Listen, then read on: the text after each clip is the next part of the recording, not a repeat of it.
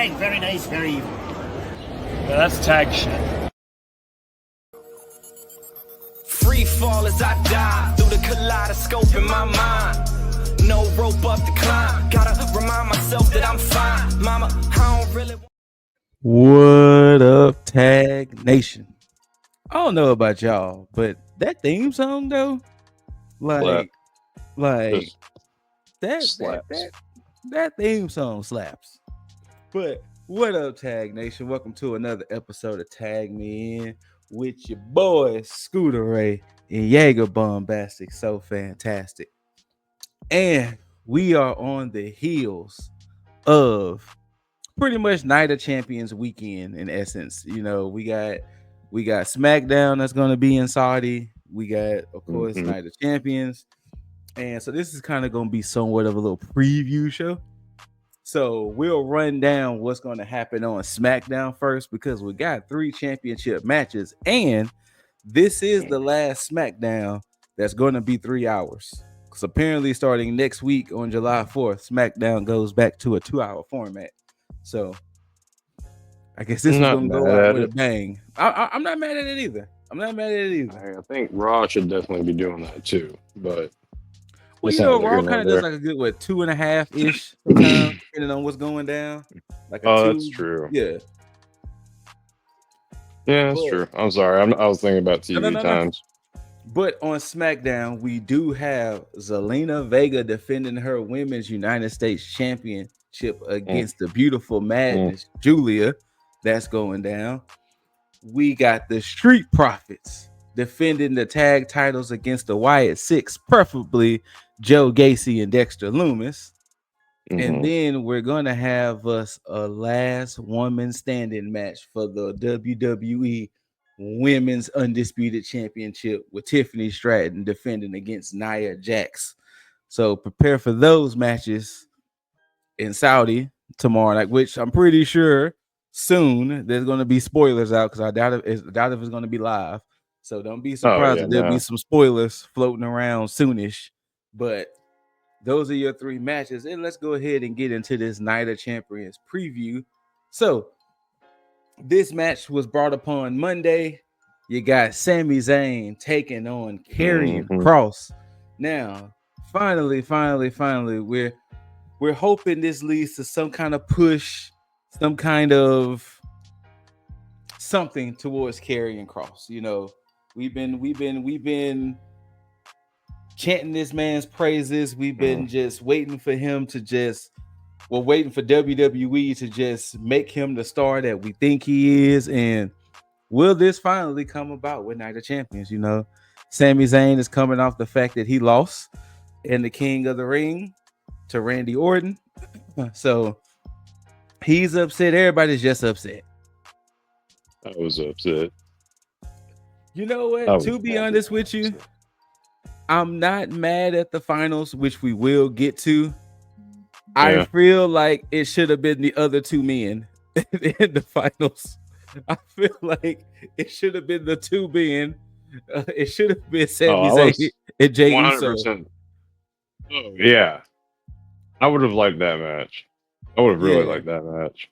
But once again, it was still when we get to the preview part with the men's finals, we'll get more in depth. But I'm kind of excited to see what this match does. And, you know, would this lead to the potential Karrion Kross push that, you know, the fans been wanting? Do we see a Sami Zayn heel turn? I think it's going to happen.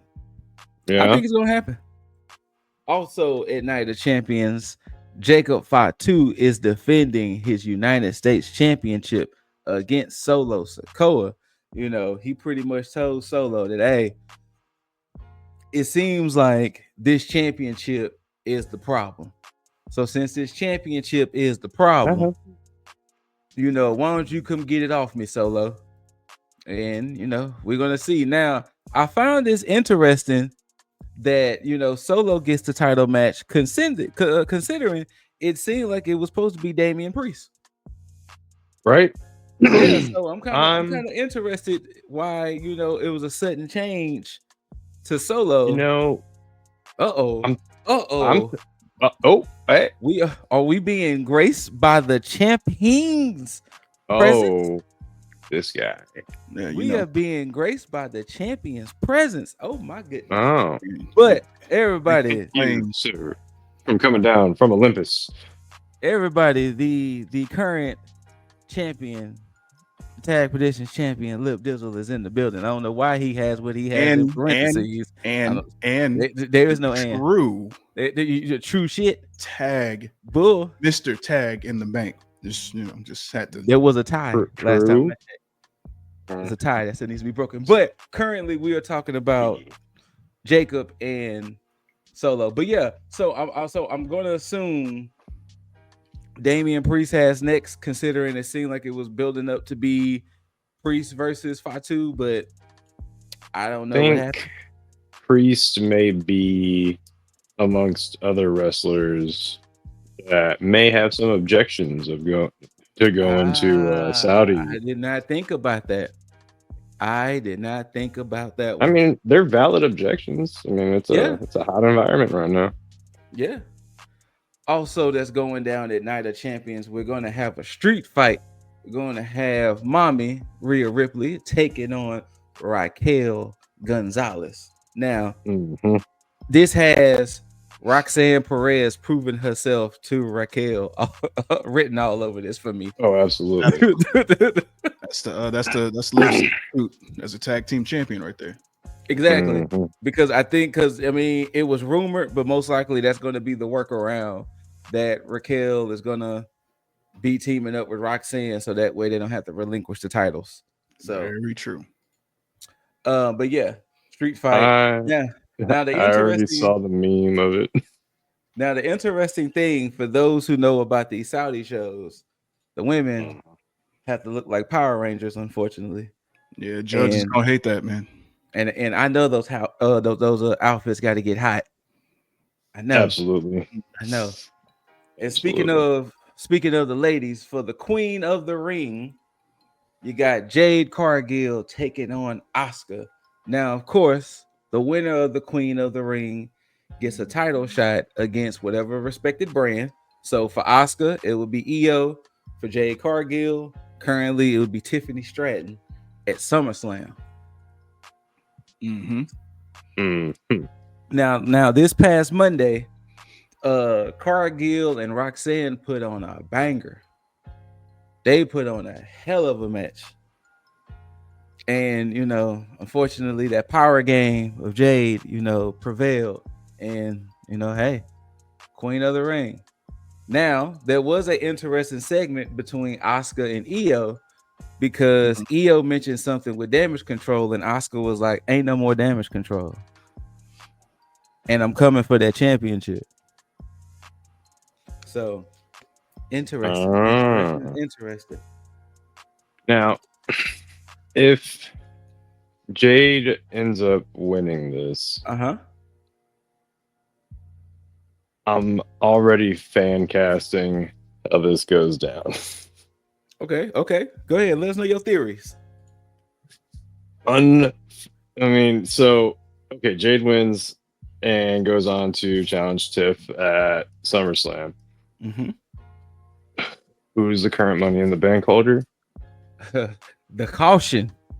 Would it not be some shit to see Jade win that belt for 3 seconds? And who better to do that to her? Why not? Yeah, this is what I said 2 weeks ago. Yeah, I'm gonna say yeah. Dizzle did say that, so why not? Now you know what? I just didn't know if I was crazy or not, because Dizzles, you've made some predictions that have been wild, and you know what? they prove fruitful for you, man. True. I thought we were about to go revisit Hangman again. We don't gotta go. No, that's gonna come up later in the show. That's gonna come up a little bit later. Oh no. In my own special way. This is not coordinated. It's gonna come up later. But yes, so personally speaking, I'm not mad at the matchup. I think, in all honesty, not to just predict it here, I think Jade is going to take it, because at this point, Io really doesn't have a necessary challenger. and they already kind of sowed the seeds of Asuka and Io. So if you already kind of sowed those seeds, you don't necessarily need Asuka to win this to get that title match against Io. Hold up. It's true. But they did do the same thing with Jade and Tiff, though. That is also true too. That is also true. That's what I'm going off of pedigree. That's the only reason why. Fair. I put Asuka kind of in that same pedigree with like Cody Rhodes and Randy Orton, which we'll get to in a moment, where I can just say, "Hey, I'm next." You know, true. Jade, Well, you know, here's why I play devil's advocate then. Okay, what's up? What's up? So, Io doesn't really have a necessary challenger at this point. Now we know that we have a wild mommy in the win who has already stated claim to that. At the same time, what if, just by happenstance, that what myself and Jaeger have alluded to when it comes to the whole Jade winning the championship just for a little bit to mask and cover up her inexperience. What if that's a smokescreen, and we're predicting that we're predicting ourselves into a very obvious corner, whereas what if the whole thing with Naomi and her going back and forth with Tiffany and Nia, and she just happens to cash in on Tiffany just randomly. So she tried to do it last week. True. And then Nia stopped her. Correct. Yeah. But let's say that she just happens to succeed in doing that. And Jade has no bearing in what happens there. But because of the feud that they've had, she just happens to go after Naomi anyway. Okay. And this is what makes this match between Jade and Asuka very unpredictable for me. Okay, understandable. So that's just a question that I ask. Okay, but yeah, so this is your Queen of the Ring finals, and kind of like what Jaeger and I was mentioning, your King of the Ring finals. You got the American Nightmare, Cody Rhodes taking on the Viper, Randall Orton. Now, in my personal opinion, I wish it would have been Jey Uso versus Sami Zayn, but I understand. You want the star power, you want this and you want that. But it's funny because you got two SmackDown guys going for the King of the Ring. So we know that both of these gentlemen want to take on John Cena. And now I will say this: Cody and Jay did put on a hell of a main event. And the way Cody had to beat Jey Uso, him hitting a top rope Cody cutter, then into a crossroads, it was like, shit, you had to unload the clip on this man. Legitimately had to unload the clip. And I can appreciate that sentiment. And of course, they hugged it out at the end and everything. But looks like he killed that man. Right? Like Jay sold that very well. I'm gonna assume Mr. Cody Raheem Rhodes takes this. No.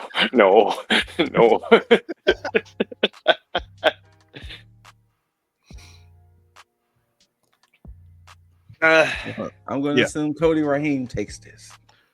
If Cody takes this, I need to see him take his heel turn as soon as Cena is like taken care of, Yeah. But that's probably going to be a good while before we see it. What you thinking, Deasley? I think. Of course, I think Cody does take this, but at the same time, there's something gnawing in the back of my head that says Cody does not beat Cena for that championship. You know what? I really have it kind of in my head that Cena really may ride out the rest of this year as champion, to be perfectly honest with you. So how does that play out story-wise? Because he says how much time he has left. He keeps on bragging about. So, in all honesty, I think they can do it one of a couple of ways. They can either do it the way of Cena takes the championship and go home, which in essence that would give them a reason to create a new belt. Okay. Or something along that lines, or they can pull some shock Seth Rollins BS. Where Seth Rollins be like, Cena's on his way out. Hey, let me holler at you, big dog. You know what I'm saying? And Cena can potentially cash in and take that championship. But I don't know. Like it's kind of weird. Or maybe it could be one of those. I don't know. But I have a strong feeling that Cena could literally ride out the rest of this year as champion, unless they have something bigger and better and grand plan. I can see it. Well, here's my tinfoil hat moment. Go ahead, put that bad boy on. All right. So, piggybacking off what you said, Scoot, Cena rides off as champ. Cody does not succeed. Cody failed at his duty to basically save wrestling. Yeah. And during that time, he beats himself up over it. Now, Seth Rollins, because Cena is at this point is being more the king of spoilers than Paul Heyman, because everything that Cena said along the way before this heel turn has come to fruition. Cena alluded in one of his promos, I believe it may have been a week ago or so, where he talked to CM Punk, and he said that Seth Rollins wants Cena to walk away because Seth wants to be the only champion. So during that time, Seth Rollins will run roughshod for the next few months at the point where he becomes champion. So now you only have one champion, that's Seth Rollins, doing what he does over on Monday. Cody is in self-doubt, all this other bullshit, and just can't come to terms with it. So at that point, you open the door to him having that heel turn, kind of reflecting on everything past WrestleMania, kind of any means necessary. People booing him, and the whole quote thing, unquote Homelander, all of that. Gonna step into his Homelander. And so, and then there we have it. So, and speaking of the main event, most likely of the night, we got the last real champ, John Cena, defending against CM Punk.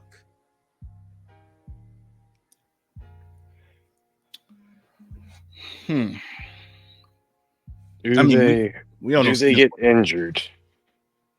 Oh, nobody gets injured. I mean, well, we also can't predict that. I mean, shit can happen. But does Phil get injured again? Sorry, that's messed up. No, he just no shows. Oh, that's crazy. His music hits and he doesn't show up. Cena wins by count out. Yeah. Well, they did show footage of Pepsi Phil in Saudi with Randy Orton, so we know he's over there. So yeah, he's over there. Okay. Well, that debunks that theory. So yeah, he is over there. It is kind of funny that it's like crazy that what he said to the Miz about the blood money and all of that, and then now he's over there. I said it. Said he was gonna go regardless. It's just because, but it also feeds into the story. With Cena with Cena's dynamite bomb. Which by the way, it's crazy. You know what? Let's speak on his little quote unquote dynamite bomb, as you just called it. What did y'all think of it? It's crazy how they mirrored almost everything perfectly, because when Punk did his pipe bomb, Cena was in the main event on Raw against Truth. Yep. In the table match. Was able. And Cena was put through a table. So of course you get the same thing here. Now, of course, Cena didn't go to, at the top of the ramp. But I do kind of appreciate him actually being on the turnbuckle because it more catered to him being able to talk to the fans in a way. I just hated that, Punk had to sell that entire time. Oh my God! Look, hey, that had to be one To of the most lay there popular that moments entire he had time. to just lay there. Now, Just lay there. which is Just why it made like, more sense dude, when it's Punk like- did his, because Cena was able to come too, but then he just had to sit there in the ring and like kind of just watch him, versus Punk having to sit there and just be like, well, shit, he gonna talk forever, which Cena did actually talk. He did forever. He did. For quite a while. But at the same time, Cena's doing his heel shit. So for everybody that wanted Cena to turn heel all these years, you are getting the absolute best heel Cena that you could possibly get, bar none. Absolutely. Look, to be perfectly honest with y'all, I honestly thought he was gonna mention AEW. I mean, close enough. I mean, he did call out their wrestler. I mean, he did say he did Claudio, mention Claudio, Matt Cardona, and Nick Nemeth, thank you, Ziggles. Nick Nick Nemeth. But I was like, I thought he was gonna mention the fact that Punk went to AEW, and there I was about to say, whoa, we taking it here. Yeah, yeah. I thought he was gonna break that wall too. I mean, him saying Claudio Castagnoli was enough. Was enough, yes. That's true. That's true. So I'll give him that. But that was perfect because the crowd got, and I think that's why he probably said it, because Claudio using his real name, works out perfectly. And of course, most people in the audience know of AEW and do know Claudio, so him doing that was like the perfect way to get everybody's reaction for it, because not everybody's gonna know Nick Nemeth, as unique as that fucking name is. Right. Not everybody really is going to know the name Matt Cardona the moment that you hear it. The indie guy. Everybody thinks of Zack Ryder. The indie guy. So the indie guy, which is true. Shout out to Matt Cardona for sure. But yeah, man, I think it's gonna be an interesting main event. Like, I think it's just gonna be just one of those ones to where, the whole pumping it up as the last time ever and everything. Like, I don't want them to put so much sauce on it, and then next thing you know, you like, man, come on now. Well, I'm intrigued, because the way Cena and Cody worked didn't really work well for Mania, but the way that him and Randy worked, doing their slow, methodical match worked perfectly for them too, because Cena played more into the you can't wrestle thing. Yeah. Now, we did get a glimpse in Elimination Chamber between Cena and Punk. We did. But how that's going to work a full match between the two, I don't know. Because who's the ring general in that match? Probably Cena. He'll probably let Cena be it. Okay.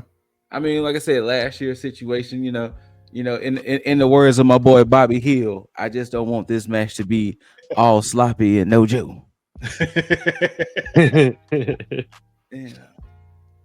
I'll take it. But I don't see Cena losing here either, though. Yeah, no, definitely. Speaking of Dizzle, you got a chance to listen to the Cody Rhodes and Kevin Owens interview. Yeah. So I know the big takeaway was KO was saying that they were trying to let the neck heal. Yes. And that the fact that he was doing surgery in July. Further, did he mention about how long he could? I mean, other than, of course, they still have to wait. But did he give like a timetable on healing, or that was just pretty much? No, all the insight that he gave was pretty much pre-surgery stuff. He was basically stating that what they wanted to do before they went through that extensive surgery was to make sure that he healed on his own. Just a little bit to make it easier for the surgery. He stated that he didn't really have any pain like leading up to him leaving, and even after the fact, and during this whole process of him healing, he still hasn't had like any like major pain. He spoke with I believe he spoke with Tyson Kidd. I don't know if he spoke with Danielson for sure, but I know he spoke to somebody else. But he said now up to this point, as it's getting closer to July, he's had way more pain. He's more ready for the surgery now. So yeah. But as far as him stating how, how it's going to be, as far as him getting back into the ring, he does not know. Okay. Any other takeaways? I know I saw that he took a shot at Matt Cardona. I know he mentioned something about Braun Breaker and his hands, but it was all joking. Okay, but so any other takeaways or anything other than the whole neck injury situation? But any other takeaways? But I need to start watching those. What do you want to talk about? Oh yeah, they're good. I need to start watching those. I will say this, and Cody and Brandy, if you happen to stumble upon this shit, I'm sorry that I'm about to say this. I did not enjoy y'all's episode. I do kind of feel like Brandy is like you were just like you took the opportunity to kind of just nitpick at Cody, and maybe it was all fun and games, whatever. But I couldn't sit through that one. It was that bad. Okay. Well, I don't want to say bullying the man. Like, what's going on? It was almost. It's like if you're a fly on the wall, and it's like you end up hearing certain things, and it's like I don't know if y'all should be talking about that. Gotcha. It's like when you air your grievances, and it's like you finally have like an opening, like you've been waiting to tell somebody something for like the longest. Finally get into like the mode where it's like, oh yeah, I can tell you this without like any ridicule or any backlash or whatever. Yeah, that's kind of what I felt like it was. Gotcha. Like it probably like now that I got you right here in front of me type of shit. Absolutely. So I mean, nothing against it. I just don't think that may have been a conversation for a shot with Brandy, or it was a shot of Brandy. Shot of Brandy. I think it may have been more of it should have been that episode. Episode on the platform. That's fair. But yeah, I mean, it wasn't bad. But I love the show. Love the show. But yeah, it was cool. He ended up giving Kevin Owens the Winged Eagle belt. Oh, did he? Mm-hmm. Oh, yeah, he did. He didn't. KO didn't want to take it. But he ended up taking it eventually. Okay. It was a good. It flew by for sure. I think it's like an hour and a half, but it flew by. All right. Well, gentlemen, after this week's NXT, we do have our first match for Evolution. JC Jane will take on the Juggernaut Jordan Grace. Shout out to Juggs. As you can see, Jordan Grace won the Fatal 4-Way.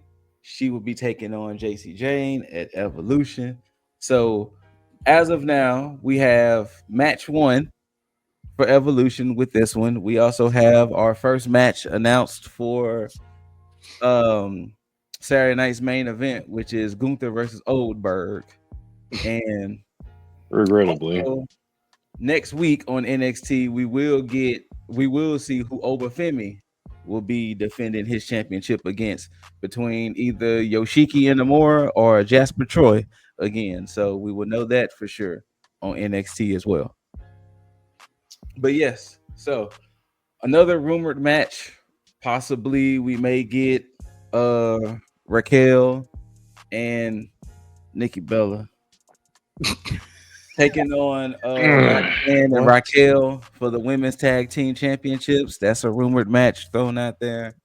Nothing else has been rumored yet like that for Evolution. So it's kind of interesting to see that this event is 2 weeks away, and this is the only match we have. Why is Nikki Bella back? Just to be a part of this. Pretty much. Just to be a part of this. Because you don't have enough active roster, huh? Is that the thing? Yeah, I agree. But yeah, just to be a part of this. And here's where I get vastly upset. What's up? Because it's you've given so much ammunition and so much foundation to what could possibly be just a fantastic one-off return with one AJ Lee. And if you were ever gonna have a marquee person to come back and just headline Evolution, why not just go ahead and pull the fucking trigger on Becky versus goddamn AJ? I don't know. I don't know. So I many don't know. were said, words, especially if you really put want it to in my make it, veins, especially if you please. really want to make it just. And speaking of Becky and Bailey did have a nice little Intercontinental Championship match until Lyra got involved. Yeah, and that's going to be a triple threat match at Evolution more than Most likely. More than likely. You know? It's. I'm not sold on it. You know, I'm not sold. I get it. All right. The situation with the NXT Women's Championship, it's a fucking bore to me, and everybody knows why. But the shit with Jordan Grace, this is more of a like why are you playing with me? Like at this point, because I said before that they weren't going to put the title on her because I thought that they were going to wait till after Mania, have her go to the main roster and be done with it. But at this point, it's like, well, fuck, you should have just no. So I'm glad you're saying this because I know where you're going. Okay, I just told Ashley this. Okay, Jordan Grace and Trick Williams are in the same boat. They don't have nothing for them yet on the main roster, so we rather keep them in NXT. A la Trick winning the TNA championship and Jordan Grace kind of floating with the championship picture, because if we would have called them up, they would have just been here. Well, and that's fine. But here's the difference between the two, though. They put a title on Trick. Get over here. It is also true. I don't agree with them putting the TNA championship on him. However, they at least did something that was unique and that made it fresh for him. So at least he's not floundering. With Jordan Grace, you gave her a championship match up against Stephanie Vaquer, and she lost, and then she lost the title right after that fucking match. Right after. And then, to be fair, if they would have exactly gave Stephanie Vaquer the Jey Uso treatment, it would have made it so much better that, hey, you've been like they mentioned, she's been going back to back to back. But once again, Stephanie wasn't showing visible battle damage like Jey Uso was. Correct. So had they did that with Stephanie, then JC's title reign would have been a little bit more believable, because it's like, okay, you were very opportunistic with kicking the champion while she was down. Absolutely. Like you just said, she lost to the Juggernaut, and then it was like, I'll challenge you. Boom, she wins, and it was like, wait, what? So, yeah, I can definitely agree. But the thing is that this is the issue. JC's gonna win. Because shenanigans. Because you're not going to beat up as a collective Blake Monroe and Blake Monroe not get her lick back. Now, if she gets her lick back at Evolution to where she costs JC the belt, different story. But I think her getting her lick back is beating every member until she beats JC for that championship at the next PLE. Yeah. So, but that's where we at. All right. Now we can definitely get on some tinfoil hat type. Wait, before you do that, let me ask you this question, because since I haven't kept up with I got you. lately, What's up? Is JC Jane believable as a women's champ on NXT? Because I don't want to give her too much shit right now. So this is the issue. JC would have been more believable if we didn't have this collective of women who was all vying for the belt. Because we recently had Jada Parker going for the title. True. We recently had like I said, Jordan Grace going for the title. And so you had all of these other women, then you still have your Lashes, your Zarias, and it was like JC just won out the blue. And it was like, what? So it's not the fact that she's not believable.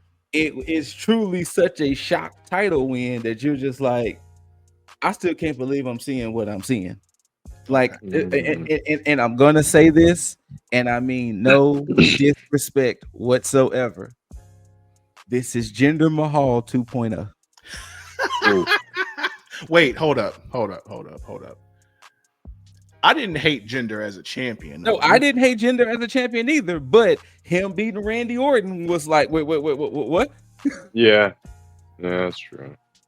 And like you just said, considering Stephanie just took on Jordan NXT TV, yeah. Thank you, Loki. Then on NXT TV, wow, granted there was shenanigans. Yeah. But then on NXT TV, JC gets the dub. Just like how Jinder Mahal beat Randy Orton with all the shenanigans. Fair enough. So I mean, like she's doing what she needs to do as champ. It's just, once again, this is Jinder Mahal 2.0. No disrespect. It's unfortunate though. Because some people will take that as disrespect. Because like you said, I enjoyed Jinder as the champion. Yeah. It was like, fuck it, let's go, let's do it. Yeah, no, I mean he definitely had the look at the time as well.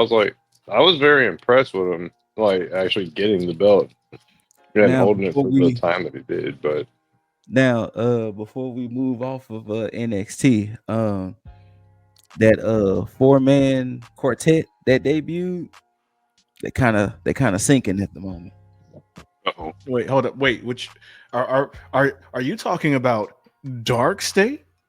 Yes, I'm talking about Dark State. Oh, well, big fucking surprise. Dark State has been off of TV for about 3 or so weeks, and they just did a vignette Tuesday saying, "Hey, yeah, we haven't been on TV because we've been plotting, we've been planning, and y'all gonna know when we strike again." And it was like, ew.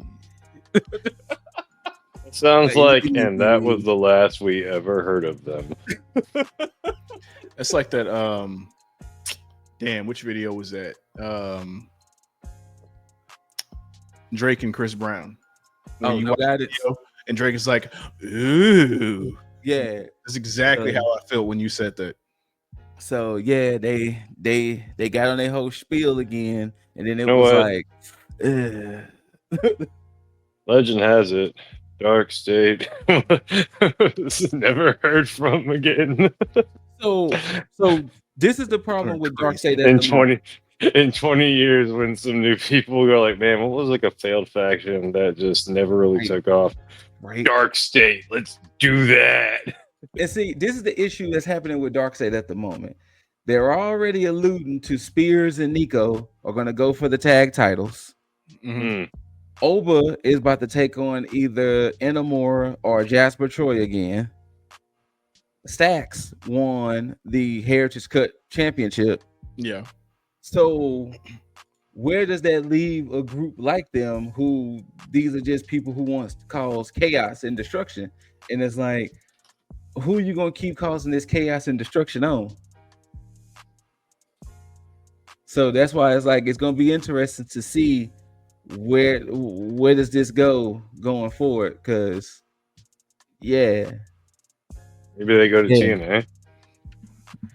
I don't know, but I guess next week, if they're supposed to show up next week or whatever, we'll see. But yeah, maybe they show up at the next PLE. That could be a thing, but it wasn't looking too good on that little promo they did Tuesday. Absolutely, wasn't looking good. All right, tinfoil hat time. So we know as of last night's, and well, not so much today's collision, but last night's AEW, we know we're going to get Jon Moxley defending the AEW championship against Hangman Adam Page. Mm-hmm. Mercedes Moné is definitely ramping up the games against women's champion Toni Storm, and they've been kind of cussing each other out on TV, which has been interesting. Bitch. I was like, whoa. Nah, I mean, the fact that Mercedes was like, I'm that mother. No, Storm was like, I'm that motherfucker last night. I mean, they had to bleep it. Oh yeah. And then tonight, Mercedes was like, yeah, you say you that motherfucker, but I'm the motherfucker that's going. And it was like, wait. So You got What do that. they get, like a 3-second lead time? Yeah, because it was bleep. It was bleep. Yeah, You get yeah. the winner take all of the AEW Unified Championship of Kazuchika Okada and Kenny Omega. It was kind of announced somewhat. You're going to get the Hurt Syndicate, Bobby Lashley and Shelton Benjamin, defending against Jet Speed, Mike Bailey and Kevin Knight. Stupid name. Then I know name. I hate it too. Now, this is where the tinfoil hat section comes into play because we're going to, of course, these casino gauntlet matches. Now, last night, Chris Statlander earned the number 1 spot in the women's casino gauntlet match. Yo.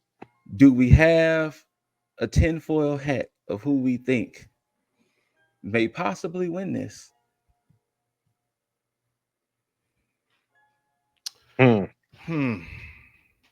Because granted, we don't know all the participants. Because I know next week, I think on Dynamite 300, they're supposed to do more qualifying matches to see who's going to be the second participant.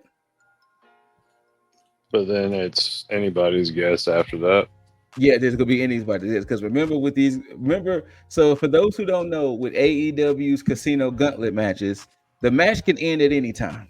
All the competitors do not have to be involved in the match for it to win. So if it's just the first 2 people and one of them people lose, match done. So like I said, we know Statlander, and not only did Statlander win, but she won with the help of the Death Riders. And it was against Willow at that. So that was an even more interesting thing, that she won with the help of the Death Riders. I mean, it sounds like they're making it too obvious. Uh-huh. We have no idea how many of the participants. I mean, Statlander could very well just drop whoever this the number 2 entrant is. Yeah. And get that pin. And yeah, that's very true. It could happen. I have no fucking clue. With the way Collision closed tonight, the main event was not the main event, sorry. The co-main event was Queen Aminata and Sky Blue. And the match ended with Julia Hart. And so Tekla comes out. Tekla, Julia Hart, and Sky Blue jumps on Aminata. Ty and Anna come out to save. And then Megan and Penelope comes out. So I guess they're alluding that all of these women may be in the casino gauntlet as well. That's fair. So, but once again, we don't know who necessarily going to be number 2. And then, of course, the randomizer from there.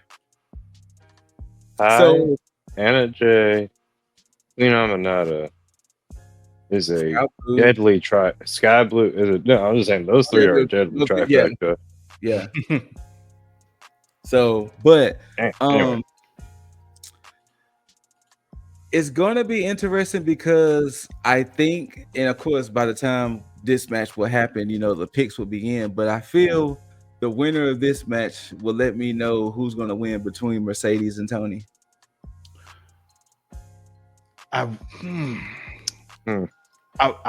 want to say that would be the case normally. Giving Mercedes all the belts right now. But there's a part of me that's saying that this doesn't even fucking matter. Unless I can see that. Unless they finally fix their shit booking wise. Okay. All right. Well, go ahead and expound. Go ahead. Mr. Beasley. Because judging by how and I'm going to go a few months back, because lately it seems like they're trying at least to get things back on track. But judging by how things have generally gone over the past few storylines, outside of the Death Rider shit. Mm-hmm. And if we just primarily zone in on the women's shit, regardless of who they push or build up, everybody's destined to fall to Mercedes at this point. Okay, so before you finish, Go ahead. do you somewhat agree with what Jaeger and I was saying last week? By at this point, fuck it, go ahead and give Mercedes the belt. Yeah.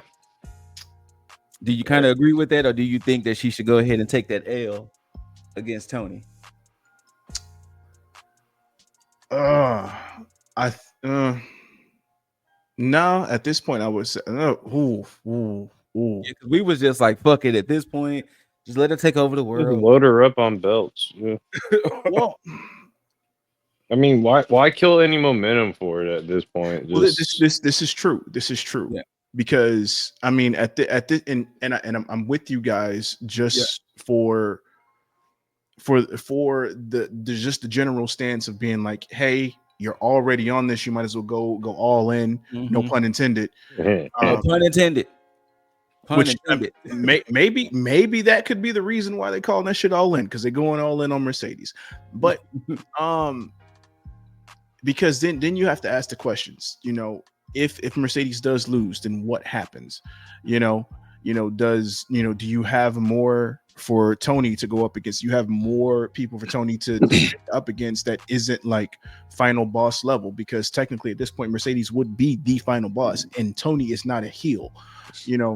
Well, that also speaks to what you was talking about with the booking, because if we're being fair, I can see why Mariah left. Well, absolutely. Because it's like, what else can I do in this company? You had me team with the hottest person in the company. You had me beat her. You had us have this epic finale, and you think I was supposed to just come back and just be there at this point? So I can see why Mariah left. Now, I'm gonna slightly pivot just a little bit. Okay. Because the Mariah May thing is what we've talked about a while ago, but I don't think we necessarily had a current or modern example of the Brock Lesnar thing.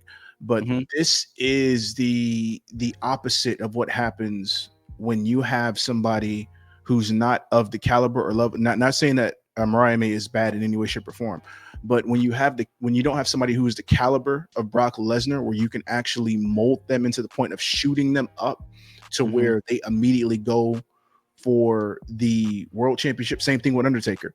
When you have somebody of that caliber who either can't go in the ring or doesn't have a character that supersedes a lot of their in-ring stuff, then you get situations like this where it's like, okay, well, they won the championship. As soon as they lose it, where do they go? Because you could easily book an Undertaker. You can easily book a Brock Lesnar into another situation that doesn't dilute them as a character.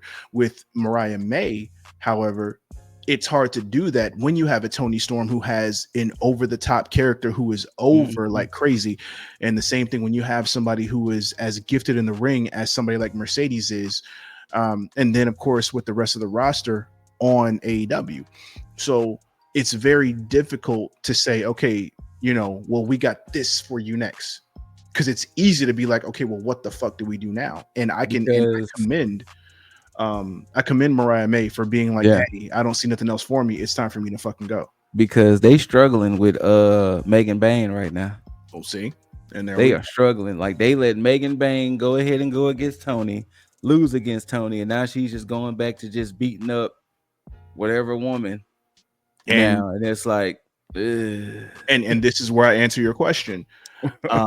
Where I would agree with you, because if Tony doesn't really have any credible contenders for her stuff, then what you do is you basically pull the Roman Reigns card and you just give Mercedes everything and have everybody chase her. Yeah.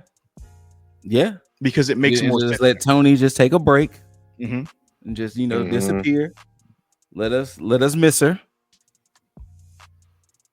And then she can come back and be the hero, or if somebody else can be the hero, who knows? Which they should have just gone ahead and just had Athena be the challenger. So that was a rumor. So apparently Athena, I think I read that Athena said originally they planned for her to beat Mercedes in the tournament and then they would have done something at All In. But I guess the opportunity of Mercedes and Tony, I guess, was too good for them to pass up. So they changed the booking. Yeah. Fuck. See, Yeah. and okay. And this is where I get pissed off. I'm gonna take a walk.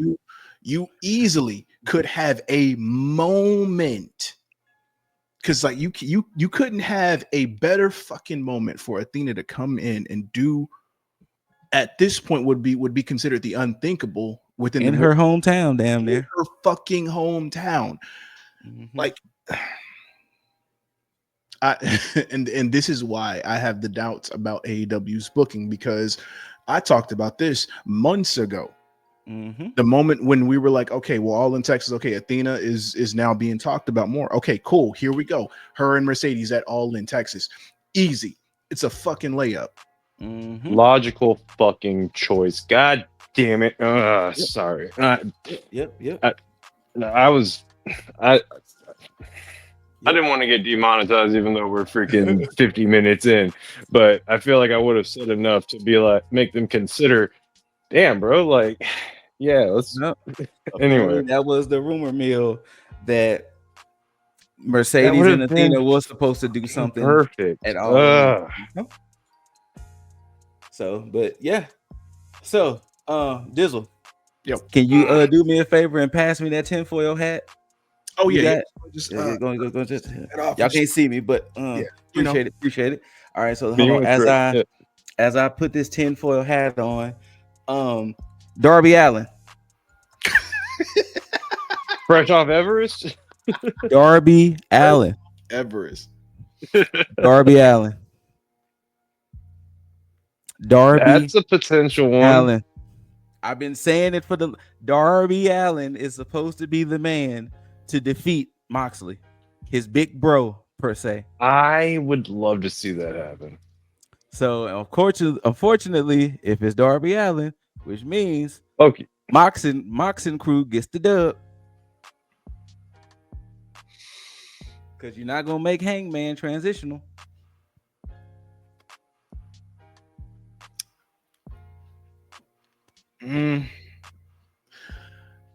Now I'm gonna take off the tinfoil hat. I've pivoted back and forth on this because I still am. Same thing like half a year ago when it came to Darby and being like he's gonna be the one to dethrone Mox. That's a fucking good prediction, but Scoot.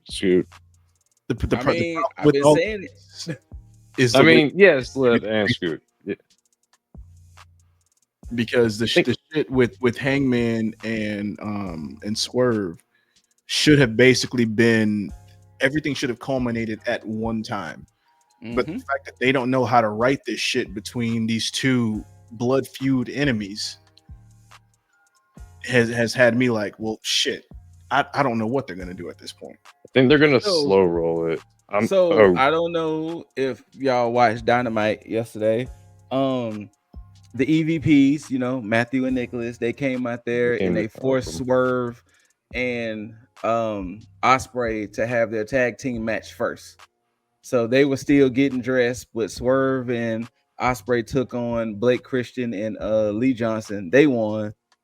And it was just Swerve for a minute, and then Ospreay came in still wrapping his wrist. Yeah, I was like, Ospreay was still rapping. So after the match, they was like, you know what? We getting tired of y'all and this bullshit. So how about me and Hangman? Sorry, Swerve and Ospreay take on the EVPs at All In, and then Ospreay grabbed the mic and he was like, "Nah, that ain't good enough.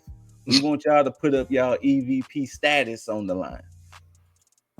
So immediately, I'm writing I'm looking at the scene, the Dynamite after. Like if Swerve and freaking Ospreay were to win, just sitting in an EVP desk, going like, "What the fuck did we do? We hate this shit." We hate that would make good TV. Now it would make fantastic TV. Now the Bucks haven't officially agreed to it yet because Swerve did his Swerve stomp, and then just so happens referee Stephon Smith was in the way. So a little bit later, the Bucks kicked Swerve. They suspended Swerve and kicked him out the building because he attacked the referee. But officially, the Bucks have not agreed to the match of them versus Ospreay and Strickland for their EVP status. But that is a potential match also at All In as well. I'm thinking they maybe reduce it or they clarify it better to where it's like the Bucks are only going to lose their status, not them actually becoming EVPs. I mean, I'm pretty sure it's going to be kind of like how WWE used to do it back in the day. That Ric Flair is co-owner of Raw. Man, get the fuck out of here! Yo, if they do one of those, you know what? I'm down. Something like that. I'm down for that goofy shit. Okay. We're always gonna have an EVP or some sort on camera. Okay. Now the show did end last night with Ospreay getting the shit beat out of him, but yeah. Now, if they carry that to a win, I'm gonna laugh my ass off. I always had it written that I wanted Hangman and Swerve to be the ones on this. Okay. But what I just want the pair to I want them to pair up already. But what I'm predicting here, and may have been predicted before, don't stop me if it has. So as we're talking about Hangman losing, that way Darby can take the prophesized title off of Mox. I'm thinking as Hangman loses, they just start beating the dog shit out of him. And that's where Swerve comes in for the save. So it wouldn't surprise me if Swerve wasn't suspended. He would have came out. Yeah. Especially, after Hangman beat the Beast Mortos. But like I said, Ospreay was the one who took the brunt of the beating. I wouldn't be surprised if he would have came, because look, it was funny because I was like, where the hell is Swerve? I was like, oh shit, he did get kicked out the building. Yeah. But the ops did come out, but it was, like I said, to no avail. They still beat the shit out of Ospreay. Yeah. And then I don't know what we're doing with MJF. So that's my wild card in this match. MJF is my wild card because because once again, MJF being the wild card for me. Oh, let me rewind. Mark Briscoe won the match, so he gets the first spot. Mark Briscoe won after he had his little dust up with the Hurt Syndicate, and he proved them wrong by winning. But so Mark Briscoe gets the number 1 spot. But I can see MJF winning this, which then in returns to me, okay, maybe we may get the tyranny of the Death Riders over, because then all the good guys prevail at All In, and then at All Out or whatever the next pay-per-view, we're going to get Hangman versus MJF. So I can see that being a thing, since MJF is clearly making his stake on getting Triple B back. Yeah, that could be a hell of a match as well. Damn. Cause see, it depends on how fast they want to roll out Darby Allin and Mox. Well, this is the issue that kind of like what Dizzle was saying about the way they've been booking themselves. If you're looking at the landscape of AEW, only Mox, Samoa Joe, Swerve, MJF, and Hangman have only been the ones in the world title picture. So in my head, you can't just have any random ass person win this casino gauntlet, because then it's gonna be like, so wait, all of a sudden this person is number 1 contender who we either haven't seen or has been doing fuck all, and now they're number 1 contender. So it's like it has to be somebody of a caliber of a MJF or a Darby that's going to win this casino gauntlet to even make the next title match for Hangman or Mox make sense. Prophecy must be fulfilled. Now this is where I will say that this match makes more sense for the world championship match than the women's does, because and this is where your tinfoil hat shit gets realized, because if it is Darby that goes into this match and then wins, then we know for sure Hangman's not winning that. However, if it's somebody else, and oh, damn, it's gonna make it hard come prediction day for us. Now, yeah, it will, because depending on who does win it, it could change the dynamic for a lot of things, because I don't see whoever beats Mox as being a transitional champ. Exactly. You can easily state that MJF is using the Hurt Syndicate to have his backup, right? Yes. So if he wins and he goes up against Mox and uses the Hurt Syndicate to be his backup, because that's a powerful force right there. And they could easily have him win that championship, but then you get into the storyline of, all right, now the whole quote unquote evolution situation with and MJF, where it's like, okay, well, now Bobby is ready to pounce on MJF for that world championship. So okay, that could be the case, but one which actually I wouldn't be mad at, because that would at least take the championship in a different direction versus Hangman winning the championship and then,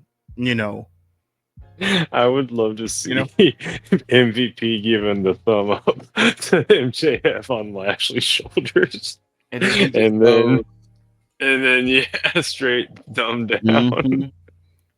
So, but yeah, because then you ask yourself, okay, well, then what happens with Darby when he gets back?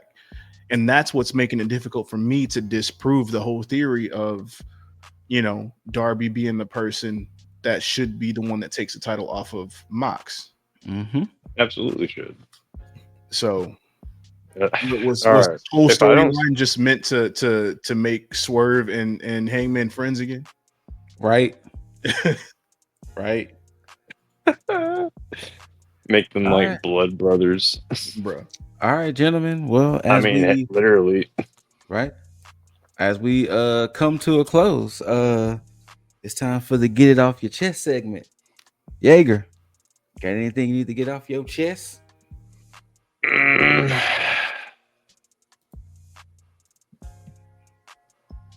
Why the fuck are we getting Goldberg and Gunther?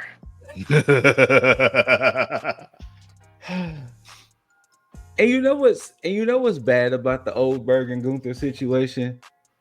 Goldberg has essentially been saying, I know I'm old, but I don't appreciate the fact that the way Gunther disrespected me and my family. So I'm gonna make sure I do everything in my power. And it's like, all right, you got it. You got it, big dog. You got it. You don't come out of this looking any better, bro. I'm sorry. If you win, Gunther looks like shit, and then nobody believes it. And then if you lose, it's like, well, yeah, no shit. Right. Right. At the end of the day, right? Yeah. Like, I don't know. I'll watch it. That'll probably be my piss break match, but you might as well go ahead and turn off the show by then, because that's gonna be the main event. Right. Actually, this is the problem. Will you be watching Saturday night's main event, or will you be watching Y'all In? Yeah, I'll be watching that's Y'all where you In. the channel right there. No, that's like, you know what? Absolutely. Why the fuck am I gonna watch anything but Y'all In? Yeah, I'm gonna say that's the problem. Yeah. What the fuck? Mr. Deasley, you got anything you want to get off your chest in this IWC?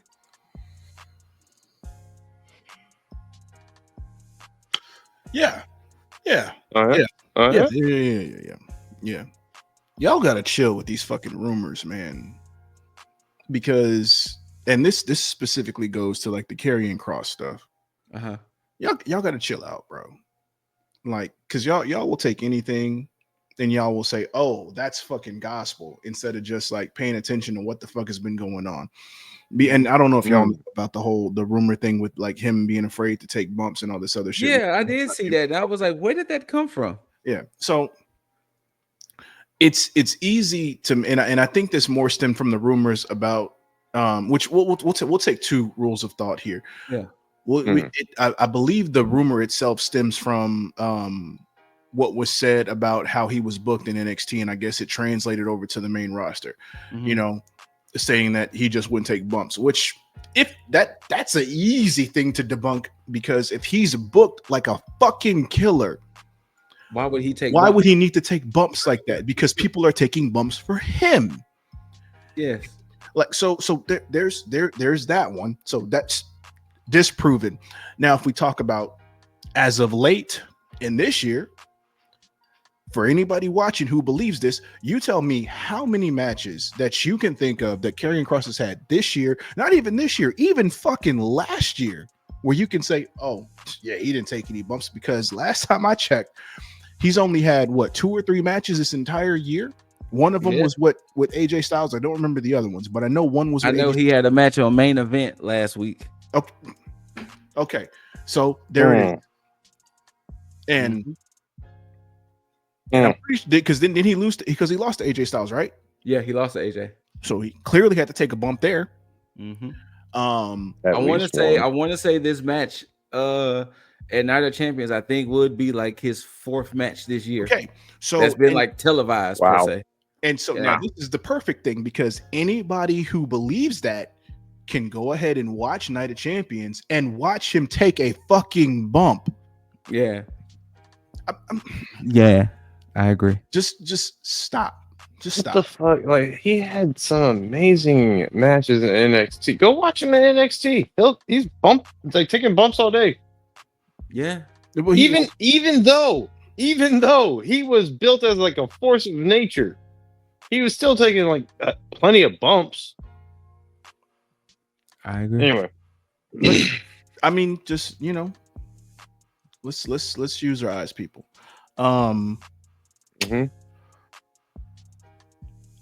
But just a small bonus, more of a heads up to WWE. And guys, I want y'all to bookmark this shit too, because I want to relay to this video specifically when Mr. Chad Gable returns. WWE, during this time that Chad Gable is out, I swear for Lord, if you do not have something ready, written, printed, and processed for him to come back to story-wise, that includes a fucking championship. That was your chance to say Ready, Willing, and Gable. No, I'm not gonna say that shit. Also, because I also didn't think about it, and I'm mad that you did. Oh, that's good shit. Oh my god, that's good shit. If you don't have something that is ready, willing, and Gable for Mr. Gable, I'm gonna come on here and I'm going to rant like the fucking Dickens.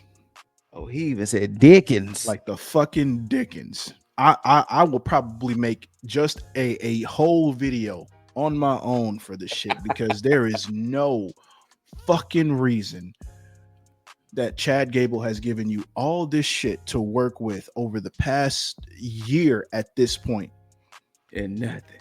He needs to come back, and I'm not being facetious. I'm not sugarcoating. I'm not even in the slightest bit joking.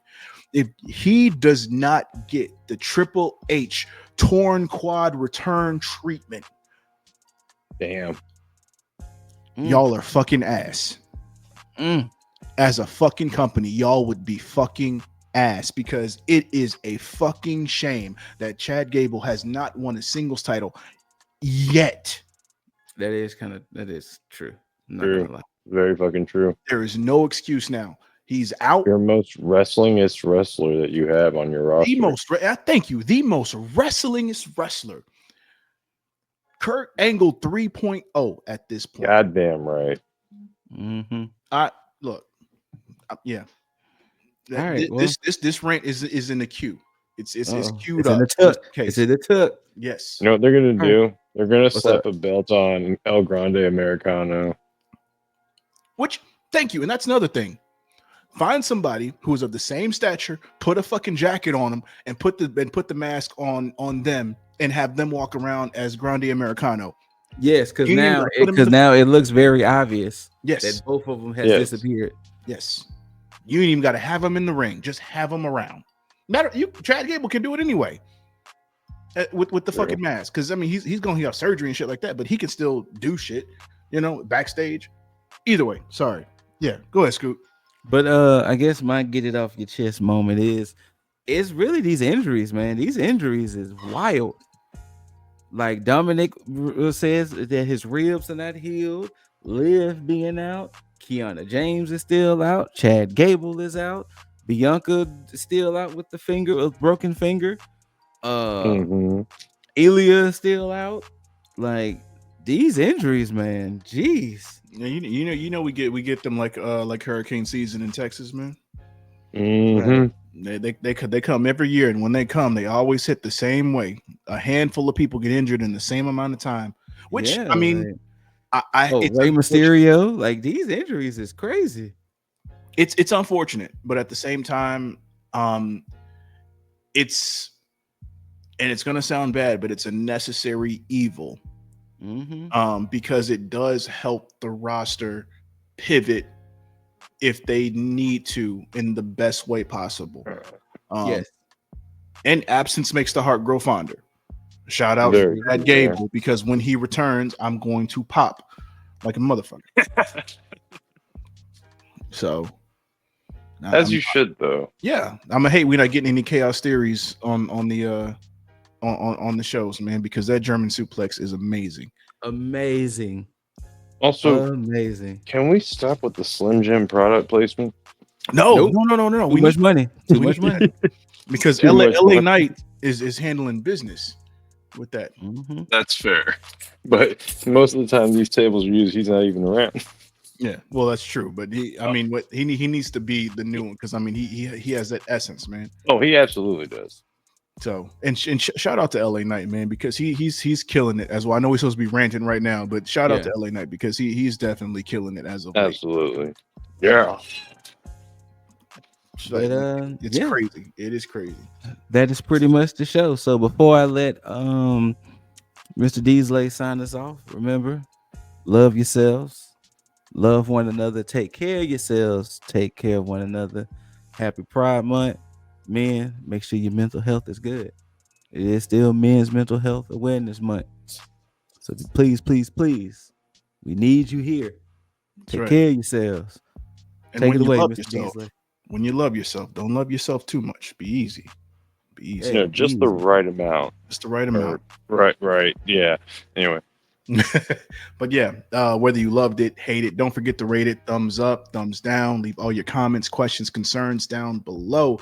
Make sure that you tag the notification bell, tag that like button, tag that subscribe button. Make sure that you check back and make sure that you look at anything that we got uploading, because we're going to be doing more and more and more and more and more.